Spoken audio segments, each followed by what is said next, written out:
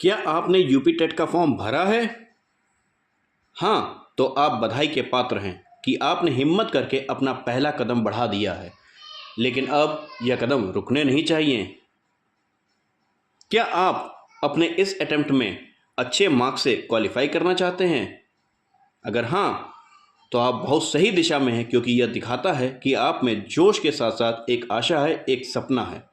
लेकिन सपने पूरे करने हैं तो वास्तविकता को समझिए कि कहीं ऐसा तो नहीं कि आप इंग्लिश को हल्के में ले रहे हैं या घबरा गए हैं। तो मैं आपको बता दूं कि जो इंग्लिश यूपी टीएटी में आती है वो इतनी हलवा नहीं कि तुक्केबाजी में तीर लग जाए, और इतनी हवा भी नहीं है कि एक महीने में अच्छी तैयारी करके अच्छे मार्क्स ना पाए जाएं। और इसी के साथ मैं आप सभी का स्वागत करता हूं इंग्लिश विद धवल गावरी में। मेरे इन 3 सवालों के बाद शायद आपके मन में भी एक सवाल आ रहा हो कि हम इतने फ्रेश चैनल इंग्लिश विद धवल गावरी के ऊपर ट्रस्ट कैसे करें, क्यों हम यहीं से अपनी यूपी टीईटी की तैयारी करें। तो मैं आपको बता दूं कि मैं इस प्लेटफॉर्म पे नया ज़रूर हूं, लेकिन इस फील्ड में बिल्कुल एक्सपीरियंस्ड हूं, बहुत अच्छे से एक्सपीरियंस्ड हूं मैं इस फील्ड में। I have been teaching English for almost 16 years now. I have taught in schools that are affiliated to CBSE as well as the ICSE board, and currently I am teaching in an ICSE affiliated school. अब आपको यहाँ पे इस channel पे पढ़ने का सबसे added advantage क्या है? एडेड एडवांटेज है कि यहाँ पे बिल्कुल फ्रेश बैच स्टार्ट हो रहा है, यानी कि जो वीडियोस होंगी वो स्ट्रक्चर्ड सिलेबस के साथ साथ एक स्ट्रक्चर्ड कोर्स के अकॉर्डिंग चलेंगी। अक्सर यूट्यूब पे एस्पिरेंट्स को प्रॉब्लम जो फेस करनी पड़ती है वो ये करनी पड़ती है कि जब भी आप सर्च करते हैं तो कोई एक अच्छी वीडियो मिल जाती है, लेकिन अब वो सीक्वेंस में नहीं होती हैं। आप उसके नेक्स्ट रिलेटेड आप देखना चाहते हैं तो वो सीक्वेंस ब्रेक हो जाता है।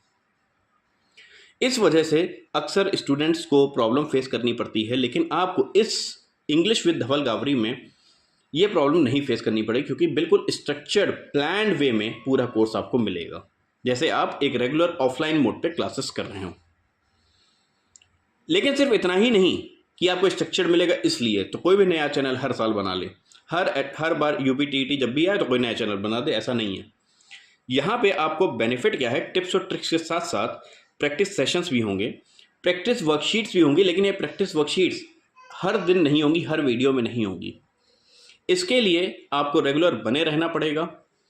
किसी भी रैंडम डे पे मैं प्रैक्टिस सेशंस में पूछूंगा, यानी कि प्रैक्टिस वीडियो सेशंस यानी कि वर्कशीट से रिलेटेड मैं वीडियो अपलोड करूंगा, उसी में आंसर की भी होगी, उसी में मैं बताऊंगा कि कहाँ क्या गलती हो रही है, क्योंकि एरर से आप क्या आइडेंटिफाई करते हैं कि आपका करेक्ट वे क्या है। और मोस्ट इंपॉर्टेंटली मैं एक टीचिंग फील्ड में काफ़ी समय बिता चुका हूँ, इसलिए मुझे टाइम की वैल्यू पता है। ये टाइम दोबारा नहीं आएगा आपका ना मेरा, इसलिए मैं अपना बेस्ट से बेस्ट दूंगा, क्योंकि मुझे उस हजारों प्लेटफॉर्म्स इस प्लेटफॉर्म पे हजारों कंटेंट क्रिएटर्स की तरह नहीं पड़े रहना है। मुझे आउटशाइन करना है उनको, तो ऑब्वियस सी बात है कि मुझे कुछ तो अलग देना ही पड़ेगा, कुछ अच्छा कंटेंट मुझे बना के देना पड़ेगा। तो मैं तो अपनी जी जान लगा दूंगा आपको अच्छा कंटेंट प्रोवाइड करने के लिए, और आपको बेनिफिट इसलिए मिल जाएगा क्योंकि यहाँ पे मैं गारंटी देता हूँ जो स्ट्रक्चर के साथ मैं आपको पढ़ाऊँगा, अगर आपने हर वीडियो प्रॉपर वे में पूरी एंड तक देखी है बिना स्किप किए कुछ, यकीन मानिए आपके पेपर में ऐसा कुछ नहीं होगा जो आप अटेम्प्ट ना कर पाएँ। अब हम अपने बारे में बात कर चुके हैं, अब जो सबसे इम्पॉर्टेंट है वो क्या है, यूपी टीईटी का सिलेबस।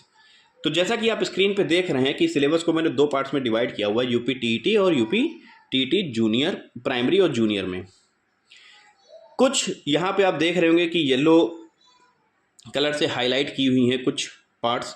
ये पार्ट्स जो हाईलाइटेड हैं ये दोनों में कॉमन है, यानी कि ये टॉपिक्स कवर तो होंगे, अब दोनों में ही कॉमन है, प्राइमरी लेवल पे भी जूनियर लेवल पे। तो ऑब्वियस सी बात है कि इतना तो समझने वाली नेचुरल सी बात है कि प्राइमरी एक बेसिक लेवल पे यानी कि फाउंडेशन लेवल पे चलेगा, और जो जूनियर लेवल है उसमें स्टैंडर्ड क्वेश्चंस होंगे।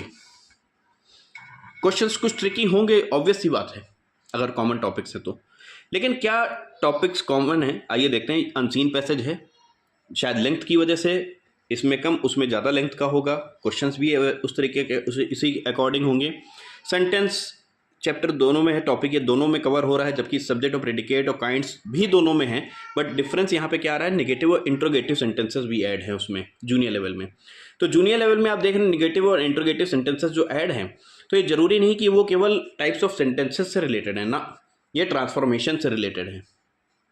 यानी कि मीनिंग ना चेंज हो और आपका सेंटेंस एक ग्रामेटिकल फॉर्म से दूसरे ग्रामेटिकल फॉर्म में आ जाए। जैसे मान लीजिए कि अगर मैं बोलूं ही इज ऑलवेज पंक्चुअल, इसको निगेटिव में अक्सर स्टूडेंट क्या गलत कर देंगे, he is never punctual, he is not always punctual. तो ये दोनों ही गलत हैं। जो प्रॉपर वे है वो है ही इज नेवर लेट। तो यहां पे क्या है कि transformation means you change the sentence from one grammatical form to another grammatical form without changing its meaning. That the meaning remains the same. You have to retain the meaning intact.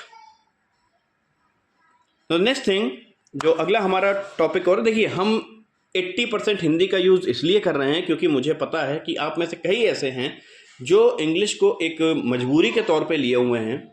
English आपका subject नहीं है ना, आपका ज़्यादा interest है, लेकिन आपने मजबूरी इसलिए है क्योंकि आपके पास चॉइस जो थी वो शायद उसके अकॉर्डिंग संस्कृत और उर्दू वो आपके लिए सुटेबल नहीं थी, इसलिए आपने इंग्लिश ऑप्ट कर ली है।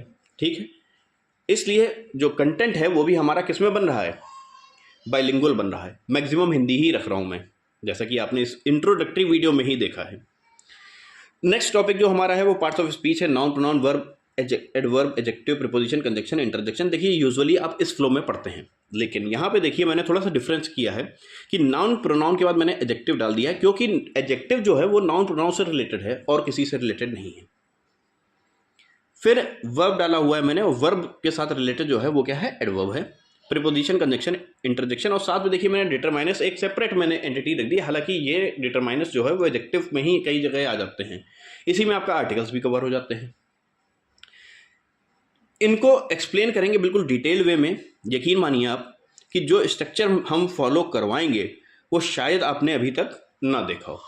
यूजुअली आपने देखा होगा सेंटेंसेस से स्टार्ट कर देते हैं, लेकिन नहीं, ऐसा नहीं है। मैं आपको बेसिक थोड़ा सा बताऊंगा सेंटेंस के बारे में, बिल्कुल डिटेल में कुछ नहीं बताऊंगा। और तुरंत मैं वर्ब का टॉपिक पहले स्टार्ट करूंगा, फिर नाउन और प्रोनाउन का टॉपिक स्टार्ट करूंगा, फिर मैं सेंटेंस का टॉपिक स्टार्ट करूंगा। अलग वे में रहेगा, प्लान वे में है, निश्चिंतता रखिए, टॉपिक ऐसे ही क्लियर होंगे, क्योंकि वर्ब जो है वो सोल है सेंटेंस का। Without verb there is no sentence. There can be a sentence without a noun, there can be a sentence without a pronoun, there can be a sentence without an adjective, there can be a sentence without an adverb, preposition, conjunction or interjection, but there is no sentence that can exist or grammatically correct in a grammatically correct way without the help of verb. So verb is the most essential part in a sentence. Verb के बिना कुछ है ही नहीं। तो verb को सबसे पहले पढ़ना इसलिए हमारा जरूरी है क्योंकि वही आइडेंटिफाई कराता है हमारा सब्जेक्ट ऑब्जेक्ट, और उसी के बेसिस पर हम नाउन टू नाउन समझ पाते हैं, उसके नाउन टू नाउन के बेसिस पर हम एडजेक्टिव समझ पाते हैं। तो वो हम आपको ग्रामेटिकली आपको उस तरीके से लेके चलेंगे। फिर कुछ टॉपिक है जो टेंसेस और आर्टिकल्स हैं, जो हमारे केवल प्राइमरी लेवल में है, लेकिन ये जूनियर लेवल पे नहीं है। लेकिन ऐसा नहीं कि उस पर क्वेश्चन आ नहीं सकते हैं, एक दो क्वेश्चन कभी कभी फंस जाते हैं। और आर्टिकल्स तो वैसे भी मैं पढ़ाऊंगा क्योंकि डिटरमाइनर्स मैंने दोनों में रखे हुए हैं, वो उसी में कवर हो जाएगा आपका। फिर बात करते हैं पंक्चुएशन भी दोनों में कॉमन है, तो थोड़ा सा इसमें अलग वे में आ जाता है। कभी कभी एपोस्ट्रोफी फंसा देती हैं कि कहाँ पे लगेंगे सिंगुलर प्लूरल के अकॉर्डिंग। फिर एक्टिव पैसिव भी दोनों में है, तो जैसे प्राइमरी लेवल में एक्टिव पैसिव असर्टिव सेंटेंस का मोस्टली आता है, और जूनियर लेवल पे वहाँ पे इंट्रोगेटिव और इंपरेटिव सेंटेंसेस भी आ जाते हैं। फिर सिंगुलर प्लूरल और जेंडर ये नाउन के ही पार्ट हैं एक तरीके से कह लीजिए आप, तो इसमें भी इशू नहीं है। लेकिन हाँ, ये सब्जेक्ट वर्ब एग्रीमेंट से रिलेटेड होता है थोड़ा सा, तो वो वर्ब के अकॉर्डिंग वो जब नाउन और वर्ब पढ़ाएंगे तो वो साथ में वो भी कवर कर देंगे हम आपका। कुछ टॉपिक्स हैं जो केवल जूनियर लेवल पे हैं, जैसे नरेशन। तो अगर आपने एक फॉर्म भरा है प्राइमरी लेवल का तो शायद आपको नरेशन पढ़ने की जरूरत नहीं है, अगर पढ़ लेंगे तो कोई नुकसान नहीं है। फिर सिनोनिम्स, एंटोनिम्स हैं, होमोफोन्स हैं। देखिए सिनोनिम, एंटोनिम्स और होमोफोन्स आप जरूर पढ़ लीजिएगा, भले नरेशन मत पढ़िए अगर आपने केवल प्राइमरी लेवल का फॉर्म भरा है, जूनियर का नहीं भरा है तो। फिर यूज ऑफ रिक्वेस्ट और साइलेंट लेटर्स। तो उम्मीद है ये जो स्ट्रक्चर मैंने बनाया है इसके अकॉर्डिंग आपको ये तो क्लैरिटी हो गई होगी कि हमें पढ़ना क्या है, क्योंकि जब यही नहीं पता होता पढ़ना क्या है तो कहाँ से पढ़ेंगे वो तो कतई नहीं आप समझ पाएंगे। बहुत बड़ी दुनिया है, समुंदर है यहाँ पे यूट्यूब पे कंटेंट क्रिएटर्स का और कंटेंट का। इस समुंदर में आपको सही क्या मोती कहाँ से पाना है, ये आपको चूज़ करना है। तो अगर आपको ये वीडियो अच्छी लगी हो तो उम्मीद करता हूँ मैं कि आप इस चैनल में बने रहेंगे। आपको जल्द ही दूसरी वीडियो भी अपलोड इस पे मिलेगी और एक प्रॉपर फ्लो में ही मिलेंगी आपको वीडियोस। चलिए, आप इस चैनल से जुड़े रहिए, सब्सक्राइब कर दीजिए अगर आपको चैनल अच्छा लगा हो, और वीडियो अच्छी लगी हो तो लाइक और कमेंट जरूर करें आप। धन्यवाद।